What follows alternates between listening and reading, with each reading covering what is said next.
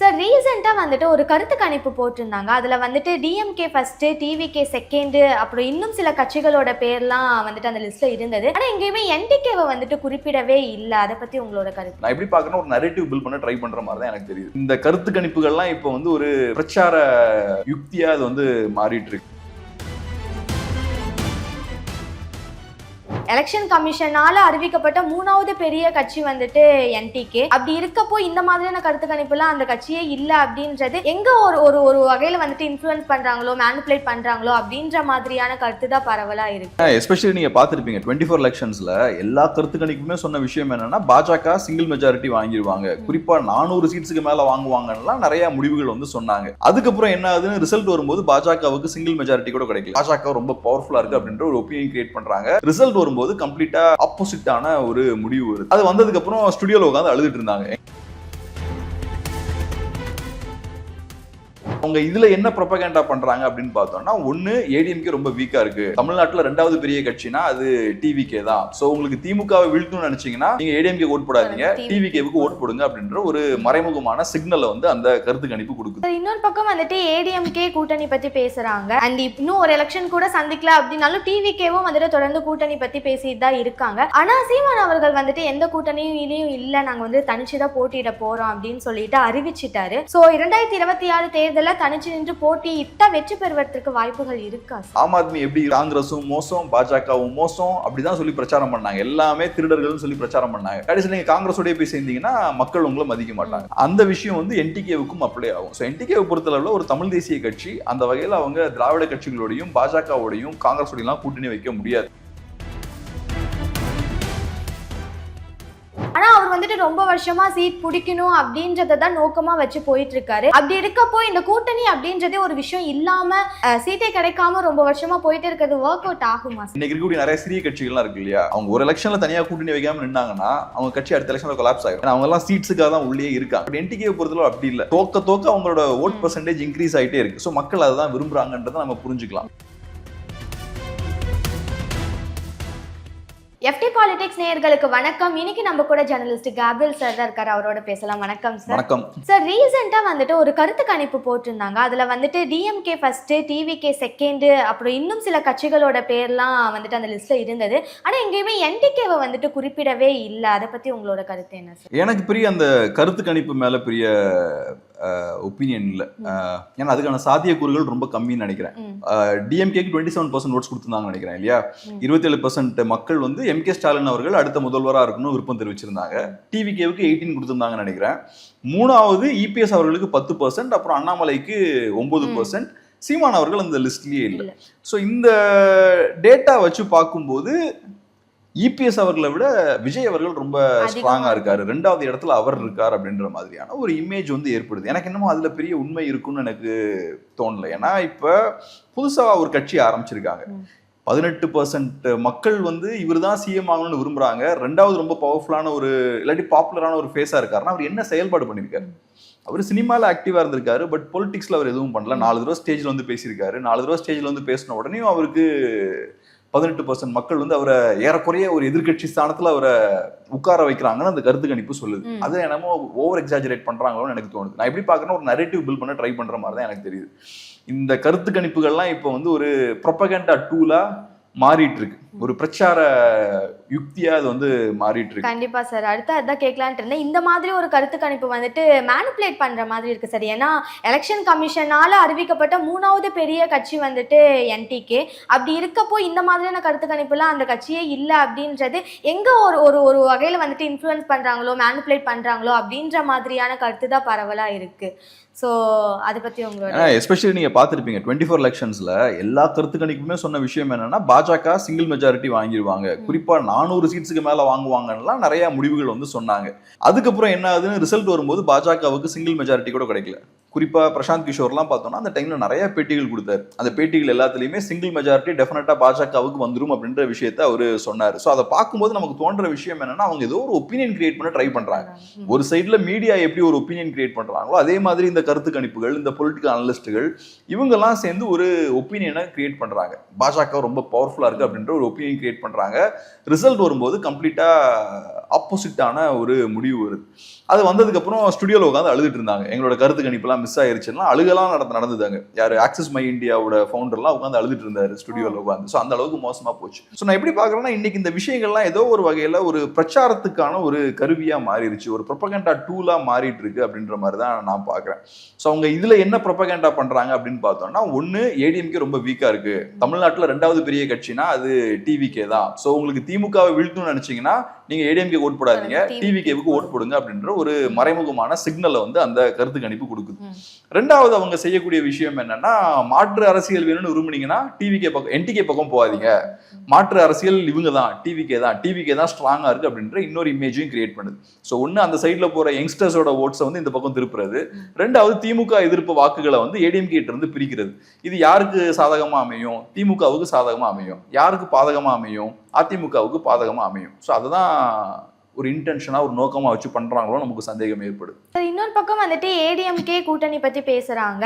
And இன்னும் ஒரு election கூட சந்திக்கல அப்படின்னாலும் டிவிகேவும் வந்துட்டு தொடர்ந்து கூட்டணி பத்தி பேசிட்டு தான் இருக்காங்க. ஆனா சீமான் அவர்கள் வந்துட்டு எந்த கூட்டணியிலையும் இல்லை, நாங்க வந்து தனிச்சு தான் போட்டியிட போறோம் அப்படின்னு சொல்லிட்டு அறிவிச்சிட்டாரு. ஸோ 2026 தேர்தலில் தனிச்சு நின்று போட்டியிட்ட வெற்றி பெறுவதற்கு வாய்ப்புகள் இருக்கா சார்? தனித்து போட்டியிடும் போது என்டிகேவுக்கு ஜெயிக்க முடியாது சீட்ஸ். மேபி 10% ஓட்ஸ் ஜெயிக்கலாம். எனக்கு என்னமோ அவங்க 10% ஓட் ஜெயிக்கிறதுக்கான வாய்ப்பு இருக்குன்னு தான் பாக்குறேன். இந்த தடவை போட்டி அதிகமா இருக்கு. டிவிகேன்னு புது கட்சி வராங்க, அவங்க யங்ஸ்டர்ஸோட ஓட்ஸை பிரிப்பாங்க, அதே மாதிரி ஆன்டி டிஎம்கே ஓட்ஸை பிரிப்பாங்க. ஸோ அது எல்லாமே என்டிகேவுக்கு சிக்கல் தான். பட் அதையும் தாண்டி எனக்கு என்ன தோணுதுன்னா, ஒரு 10% ஓட்ஸை வின் பண்ணிடுவாங்கன்னு நான் பாக்குறேன். பட் சீட்ஸா கன்வெர்ட் ஆகுமான்னா சீட்ஸா கன்வெர்ட் ஆகாது. பட் சீட்ஸா கன்வெர்ட் ஆகலனாலும் என்டிகேவை பொறுத்தளவு அவங்க தனியா போறது அவங்களுக்கு நல்லது. ஸோ அந்த விஷயத்தை தான் பண்றாங்க. அது ஒரு தமிழ் தேசிய கட்சி. ஒரு தமிழ் தேசிய கட்சியை பொறுத்தளவுல அவங்க திராவிட கட்சிகளோட கூட்டணி வைக்க முடியாது, இல்லாட்டி நேஷனல் பார்ட்டிஸோட அவங்க கூட்டணி வைக்க முடியாது. நேஷனல் பார்ட்டிஸ் நான் சொல்லும்போது பிஜேபி, காங்கிரஸ்லாம் நான் சொல்றேன். ஸோ இவங்களுக்குலாம் மாற்று தான் தமிழ் தேசியம். திராவிடத்துக்கு மாற்று தான் தமிழ் தேசியம். அதே மாதிரி இந்த நேஷனல் பார்ட்டிஸுக்கான மாற்று தான் தமிழ் தேசியம். அப்படி இருக்கும்போது அவங்களோடய போய் கூட்டணி வைக்க முடியாது. நீங்க யாரை தவறுன்னு சொல்றீங்களோ, யாரும் மோசம்னு சொல்றீங்களோ, நீங்க அவங்களோட போய் கூட்டணி வைக்க முடியாது. ஆம் ஆத்மி எப்படி 24ல் காங்கிரஸோட இந்தியா அலைன்ஸோட கூட்டணி வைக்கும் போது அவங்களோட நிலைமை என்ன ஆச்சு? அவங்க பெரிய பின்னடைவை சந்திச்சாங்க. காங்கிரஸுக்கு இது நல்லா அமைஞ்சது. காங்கிரஸுக்கு ஓட்ஸ்லாம் இன்க்ரீஸ் ஆச்சு, காங்கிரஸோட சீட்ஸ் இன்க்ரீஸ் ஆச்சு. ஆம் ஆத்மி காணாம போயிட்டாங்க. ஏன்னா ஆம் ஆத்மியை பொறுத்தளவுல காங்கிரஸும் மோசம், பாஜகவும் மோசம் அப்படிதான் சொல்லி பிரச்சாரம் பண்ணாங்க. எல்லாமே திருடர்கள்னு சொல்லி பிரச்சாரம் பண்ணாங்க. கடைசியில் நீங்க காங்கிரஸோடய போய் சேர்ந்தீங்கன்னா மக்கள் உங்களை மதிக்க மாட்டாங்க. அந்த விஷயம் வந்து என்டிகேவுக்கும் அப்ளை ஆகும். ஸோ என்டிகேவை பொறுத்தளவில் ஒரு தமிழ் தேசிய கட்சி, அந்த வகையில் அவங்க திராவிட கட்சிகளோடையும் பாஜகவோடையும் காங்கிரஸோடையும் கூட்டணி வைக்க முடியாது. ஏன்னா பாஜகவும் காங்கிரஸுக்குமான மாற்று தான் அவங்களை கவுண்டர் பண்றது தான் இங்க டிஎம்கே இருக்கு. டிஎம்கே அந்த வேலையை சரியா செய்யலன்றனால தான் இன்னைக்கு இங்க பெரிய அதிருப்தி இருக்கு. ஸோ அதனால நீங்க வந்து போய் ஸ்ட்ரைட்டா போய் நீங்க பாஜகவோட காங்கிரஸோடையும் அலைன்ஸ் வைக்க முடியாது. அதே மாதிரி இங்க இருக்கக்கூடிய திமுக, அதிமுகவோடையும் அலைன்ஸ் வைக்க முடியாது. ஒரு தமிழ் நேஷனலிஸ்ட் பார்ட்டி அவங்களோட ஐடியாலஜிக்கு உட்பட்டு தான் செயல்படணும்.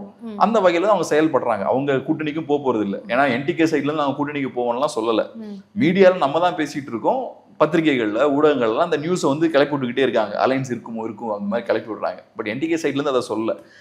ஸோ அதனால நான் எப்படி பாக்குறேன்னா, அலைன்ஸ் இருக்கிறதுக்கான வாய்ப்புகள்லாம் கம்மி, போகாம இருக்கிறது பெட்டர் அவங்க. ஓகே சார், அதான் நீங்கள் சொன்ன மாதிரி அப்போ அவர் வந்துட்டு எந்த கட்சி கூடயும் வந்துட்டு கூட்டணி வச்சுக்காததுக்கு முக்கிய காரணம் வந்துட்டு அந்த கொள்கைகளோட அடிப்படையில் போகலாம் அப்படின்றது தான். ஆனால் அவர் வந்துட்டு ரொம்ப வருஷமாக சீட் பிடிக்கணும் அப்படின்றத தான் நோக்கமாக வச்சு போயிட்டு இருக்காரு. அப்படி இருக்கப்போ இந்த கூட்டணி அப்படின்றதே ஒரு விஷயம் இல்லாமல் சீட்டே கிடைக்காம ரொம்ப வருஷமாக போயிட்டு இருக்கிறது ஒர்க் அவுட் ஆகுமா சார் உங்களோட பார்வையில்? இப்போ நார்மலான ஒரு கட்சி வந்து இப்போ சீட்ஸ் இல்லைன்னா டக்குன்னு ஒரு எலெக்ஷன்ல காணாம போயிருவாங்க. பட் என்டிக்கு அதை ப்ரூவ் பண்ணியிருக்காங்க. 2016 இருந்து நிறைய எலெக்ஷன் தோத்துக்கிட்டே இருக்காங்க. ஒவ்வொரு எலெக்ஷன் தோக்க அவங்களோட சீட்ஸ் வந்து இன்க்ரீஸ் ஆயிட்டு இருக்கு.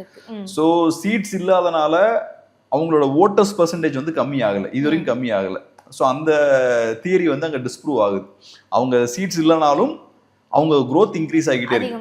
தோக்க அவங்களோட ஓட் பெர்சன்டேஜ் இன்க்ரீஸ் ஆகிட்டே இருக்கு. ஸோ மக்கள் அதை தான் விரும்புறாங்கன்றதை நம்ம புரிஞ்சுக்கலாம்.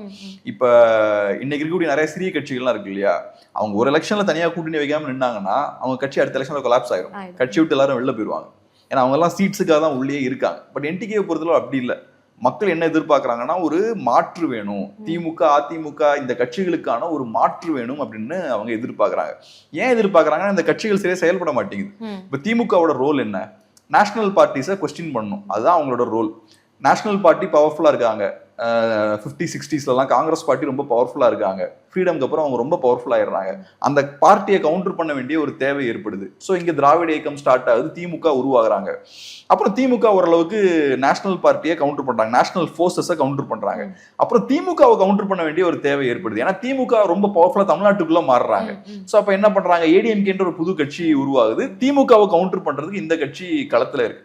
இப்ப என்ன ஆயிருச்சுன்னா, ஒண்ணு பாஜக ரொம்ப பவர்ஃபுல் ஆயிட்டாங்க, நேஷனல் அரசியல் சக்திகள் பவர்ஃபுல் ஆயிட்டாங்க. திமுக அந்த அவங்களுக்கு கொடுக்கப்பட்ட அந்த வேலையை பார்க்க மாட்டேங்கிறாங்க.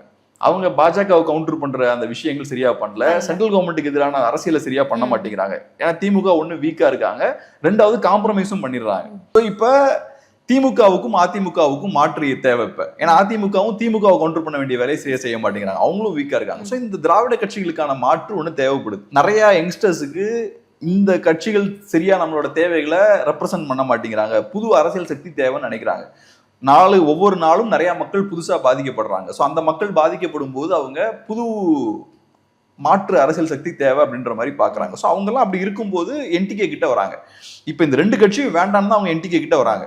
அப்புறம் நீங்க திருப்பி போய் பாஜகவோட இப்ப திருப்பி போய் நீங்க அதிமுகவோட கூட்டணி வச்சீங்கன்னா என்ன ஆகும், இந்த ஓட்ஸை திருப்பி கொண்டு போய் அங்கேயே நீங்க கொடுக்குற மாதிரி ஆகி போயிடும். ஸோ அது வந்து அந்த என்டிகே ஓட்டர்ஸ் அதை விரும்ப மாட்டாங்க. இது சீமான் அவர்களுக்கும் தெரியும், என்டிகே கட்சி தலைவர்களுக்கும் தெரியும். அதனால கண்டிப்பா அவங்க அலையன்ஸுக்கு போக மாட்டாங்க, போறதுக்கான வாய்ப்புகள் ரொம்ப கம்மி. அப்படி போயிட்டாங்கன்னா அவங்களோட அந்த பேஸ் ஃபுல்லா உடைஞ்சு போயிடும். ஓகே சார், ஆல்ரெடி வந்துட்டு டிவிகே என்டிகே கூட்டணி அப்படின்றது வந்துட்டு ரொம்ப நாளா பேசிட்டு இருந்தாங்க. அதுக்கப்புறம் இல்லப்பா கூட்டணி இல்லைன்ட்டு அதுக்கு ஒரு ஃபுல் ஸ்டாப் வச்சிருந்தாங்க. இப்போ திரும்பவும் வந்துட்டு டிவிகே சீமான் கூட வந்துட்டு கூட்டணி வைக்க போறாங்க அப்படின்ற மாதிரி ஒரு பக்கம் பேசிட்டு இருக்காங்க. இன்னொரு பக்கம் வந்துட்டு இல்ல விஜய் வந்துட்டு கூட்டணிக்கு வந்தாலும் சீமான் அவர் ஏத்துக்கிறதுக்கு வாய்ப்பு ரொம்பவே கம்மி அப்படின்ற மாதிரி பேசிட்டு இருக்காங்க. என்னதான் சார் கருது, நடக்குமா நடக்காது? இப்பவும் நான் என்ன சொல்லுவேன்னா, அவங்க ரெண்டு பேரும் கூட்டணி வைக்கிறதுக்கான வாய்ப்புகள் ரொம்ப கம்மி. ஃபர்ஸ்ட் ஏடிஎம்கேவோட கூட்டணி வைக்கிறதுக்கான வாய்ப்புகள் இருக்குன்னு சொல்லிக்கிட்டே இருந்தாங்க. அதுக்கப்புறம் அவங்க இப்ப பிஜேபி ஏடிஎம்கே சேர்ந்ததுக்கு அப்புறம் இப்ப அந்த டாக்ஸ் வந்து கொஞ்சம் கம்மியா இருக்கு. சில பேர் என்ன சொல்றாங்கன்னா, என்டிஏவோடையும் போய் சேரலாம் சீமான் அப்படின்ற மாதிரிலாம் சொல்றாங்க. பட் அதுக்கும் வாய்ப்புகள் கிடையாது. விஜய் அவர்களோட என்டிகே சேர்றதுக்கும் வாய்ப்புகள் என்ன பொறுத்தளவுல கிடையாது. ஏன்னா இப்ப விஜய் என்ன பண்றாரு, திராவிடமும் தமிழ் தேசியமும் எங்களோட ரெண்டு கண்கள், அதுக்கு சீமான் அவர்கள் கடுமையா விமர்சிக்கிறார். நீங்க ஒன்லோ தமிழ் நேஷனலிசம் சூஸ் பண்ணுங்க, இல்லைன்னா திராவிடமா சூஸ் பண்ணுங்க, இந்த பக்கம் இல்லைங்க அந்த பக்கம் இல்லைங்க, நடுவுல போனீங்கன்னா சிக்கலாகி போயிடும் அப்படின்ற மாதிரி காட்டமா விமர்சிக்கிறார். இப்பவும் டிவிக்கு அவன் கொள்கையை மாத்தல இல்லையா? வந்துட்டு ரீசன்ட் டேஸ்ல சீமான் வந்துட்டு விஜய் அவருக்கு வந்துட்டு ரொம்ப சப்போர்ட் பண்ற மாதிரி தானே சார்? சப்போர்ட் பண்ணாருன்னு நான் சொல்ல மாட்டேன், அவரை ரெகக்னைஸ் பண்றாரு. இப்ப விஜய் அவர்களோட ஐடியாலஜி தப்பா இருக்கலாம், சீமான் அவர்கள் அவரோட ஐடியாலஜியை விமர்சிக்கிறார். அதுக்குன்னு விஜய் அவர்களை எல்லா இடத்துலயும் அப்போஸ் பண்ண அவசியம் கிடையாது. இப்போ ஒரு பிரச்சனை இருக்கு, அந்த பிரச்சனையில விஜய் ஒரு ஸ்டாண்ட் எடுக்கிறாரு, அந்த ஸ்டாண்ட் ஆதரிக்கிறது தப்பு இல்லையே.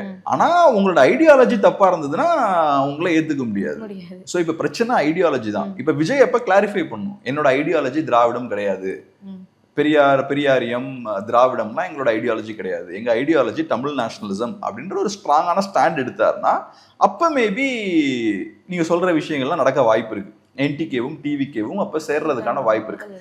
பட் அந்த மாதிரியான விஷயங்கள் எதுவும் நடக்கலையே. இன்ஃபேக்ட் எனக்கு என்னமோ அவங்க பெரியார்லாம் கொஞ்சம் கொண்டாடுற மாதிரி தான் தெரியுது டிவிகே, இந்த ரீசெண்டான இந்த இஷ்யூ நடந்தப்ப.